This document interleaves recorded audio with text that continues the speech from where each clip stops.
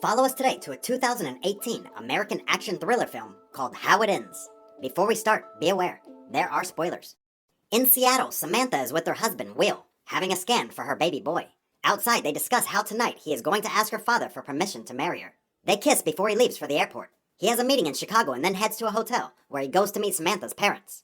He shares a whiskey with their father, Tom, but the atmosphere is very tense.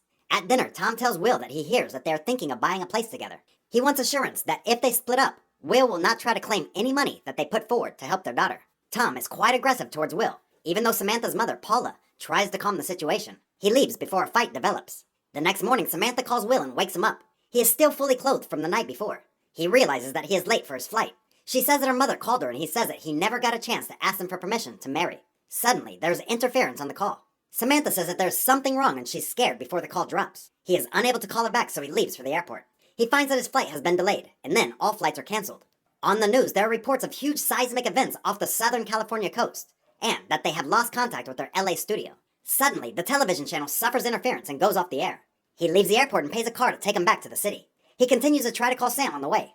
He returns to her parents' apartment and explains to them what has happened. They are busy packing and see some fighter planes leaving the city. Tom is packing weapons and says that he is going to drive to Seattle to get his daughter. He wants to know if Will is coming with him. Paula is going to their son's house. Tom drives off with Will in the passenger seat, but the city streets are in gridlock. Self-service and GPS are both not working.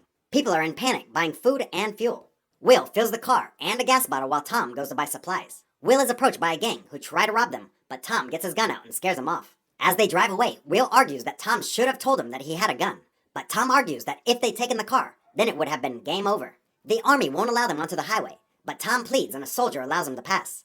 They continue to drive and notice trains laden with army equipment also heading west. As they drive through the night, they are stopped by a police car. Will gets out to speak to them, but Tom realizes that it is not a real cop. He reverses into the car and they escape. The police car rams them as Tom explains to Will how to shoot the gun. Eventually, they manage to lose him. They continue onwards but swerve to avoid hitting some deer and crash off the side of the road. The police car arrives and the man opens the door, demanding that Will gets out, but Tom hits him over the head. Tom thinks that he may have broken his ribs in the crash. They use the police car to tow Tom's car to a garage. The following day, they arrive at a trailer park. Everyone eyes their arrival suspiciously. They meet a kid at the garage called Ricky who can fix the car. They hear voices on the radio asking for help. Tom has a big bruise on his ribs. Ricky explains the problem with the car but says that it could break again. Tom offers to pay her extra to come with them, but she initially refuses.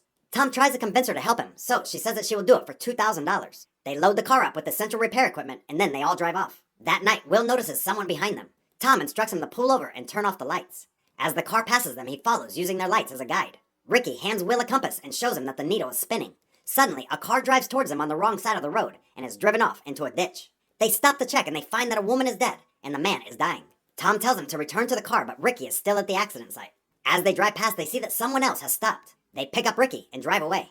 Later, when they stop for fuel, Will and Ricky talk. They look at the clouds and say that they have never seen anything like this before. Lightning strikes a power pylon and it starts to pour with rain. They drive for a while through the storm, but eventually park the car under a bridge for refuge. The next day, the storm has passed and they drive onwards. They get a radio signal which tells them that there is still no cell signal or internet. Will insists on stopping at his friend's on the way to get the car checked over. On their way, they are stopped by a roadblock. The sheriff is suspicious but lets them through after Will explains his side. The radio continues to broadcast, speculating if this is an attack by the Chinese or North Koreans. Will arrives at his friend's house and introduces Meg. She hasn't heard from her husband, Adam, for a few days. He was in San Francisco when all this happened. Will showers while Tom fills up water bottles. Meg is really upset that they know nothing. Will tries to reassure her that everything will be okay before they leave again. As they drive on, they can see a crashed military jet. Ricky speculates that it may have been shot down. They arrive at an abandoned water park and Ricky immediately jumps in for a swim. The water is really hot and they laugh at her. A helicopter then flies overhead. Ricky checks the surrounding cars for fuel and parts, while Tom and Will look for food and water. Tom tries to pick up 2 gas containers but struggles because of his broken ribs. That night, while driving, Will hears a buzzing and they check their phones. Tom received a 2-day-old voicemail from Samantha saying that she loves him. In the distance, they can see fires and then spot crowds of people walking towards them on foot. Ricky says that they should turn back, but Will says that this is the only way over the pass. A woman stops them, saying that she has a flat tire. They try to help, but then a man ambushes them and tries to steal their gas. He demands that Ricky fill their car, then he steals the rest of the fuel. They give chase to try to retrieve it. Ricky is given the gun and shoots the tire, which flips the car off the road. They take back the gas, but the man is trapped inside the car and is holding the containers. They struggle to take them from him, and as they leave, the car blows up. Soon after, Ricky insists that they pull over. She is upset because she feels responsible for his death. She regrets coming with them and walks away. Tom tells her to remember that she saved their lives. The following day, they are still parked up. Will calls for Ricky, but there's no answer. He wakes Tom and tells him that she has taken her stuff and gone. They eventually drive on without her. Tom continues coughing. They stop when they notice that a train has stopped in front of them after being hit by something. Will goes to investigate while Tom tries to give himself some medical treatment. He is struggling and says that his lung has collapsed. Will helps him and then drives off while Tom sits in the back. Tom tells Will about how strict his father was, but says that he was still a good man. Will tells him that he loves his daughter and Tom makes him promise that he'll always keep her safe. Will promises and then tells him that Samantha is pregnant. Tom already knew, as Samantha called him after the dinner and informed them. As they bond for the first time, Tom calls him a good man and says that he will be a good father. As night falls, they approach a town and stop to look for help. Will spots lots of abandoned cars on a bridge before they are stopped by a group of people with guns and motorbikes. Will asks them for help for Tom, and they tell him to bring the car forward. Instead, they reverse and are chased by the bikes. He manages to knock the bikes down, but then they are sealed in by 2 trucks. He drives towards one of them as Tom shoots, and he manages to get past. However, the strain is too much, and Tom dies in the back seat. Will continues onward, but the car breaks down. Will is angry and decides to set the car alight with Tom inside. He carries on by foot and tries to hitchhike. A man stops, gun in hand, and offers to take him as far as he can, but he confiscates his gun as he has family in his truck. The man turns on the radio, but there is nothing. The man explains that no one knows what has happened, but people are being told to go to Canada. Something about the air. Will directs them to his dad's house, but there's no one there.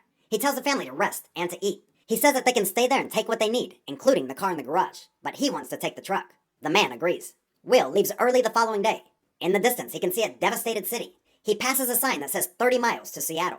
Ash particles are falling from the sky, and he obtains a gas mask from a fire engine. He carries on and exits his vehicle, gun in hand. He climbs a ladder up the side of a building and enters the apartment that he shares with Samantha. It has been half destroyed, but he finds a message written on the wall by Samantha, telling him where to find her. He drives to the address immediately, but is shot at by their neighbor, Jeremiah. Samantha runs out immediately, telling him to stop firing. Will and Samantha embrace. Later, he tells her that her father is dead, and that he wouldn't have made it without him. Later, Will wakes up to a rumbling sound. He gets up to investigate. Outside, he can see the northern lights and then sees Samantha sat at a campfire with Jeremiah. They explain to Will what happened in Seattle. Jeremiah believes that it wasn't an earthquake. He believes that it was a synchronized event. A nuclear bomb was detonated, and then a virus took down the grid before anyone knew what happened. Will doesn't believe this, and later he checks to make sure that Samantha doesn't either. In the night, Will goes downstairs and spots Jeremiah in his truck. The next morning, Will asks him what he was doing. He says that he saw 2 kids and thought that maybe they stole something from his truck. Will asks where they are now, and he takes him into the woods to show him. As some deer run by, Jeremiah draws his gun. Will tells him that they are going to leave to go north and asks if he wants to come with them. Jeremiah says that Samantha wants to stay.